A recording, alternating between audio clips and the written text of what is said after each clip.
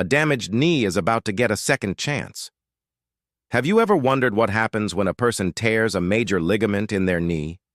One of the most important ligaments in the knee is called the ACL, or Anterior Cruciate Ligament. It helps keep the knee stable when walking, running, jumping, or changing direction. A sudden twist during sports, a bad landing, or a hard fall can tear the ACL. When this happens, the knee often becomes swollen, painful, and unstable.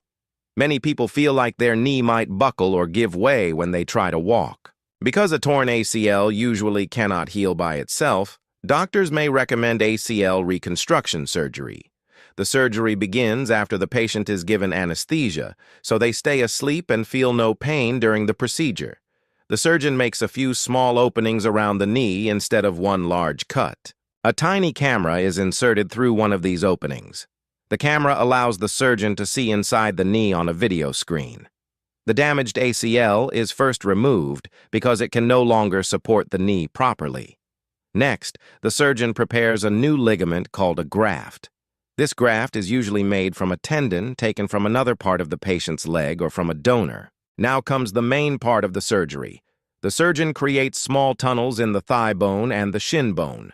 The new graft is carefully passed through these tunnels and placed exactly where the original ACL used to be. Small screws or special devices are then used to hold the graft firmly in place. The surgeon checks the knee by gently moving it back and forth to make sure the new ligament is stable and working correctly. Once everything looks good, the instruments are removed and the small openings are closed. After surgery, the knee is protected with a bandage, and sometimes a brace is used to support the joint while it heals. Over the next few months, the new graft becomes part of the body and starts working like a natural ACL. For many people, ACL reconstruction surgery allows them to return to walking, running, sports, and other activities with much greater confidence.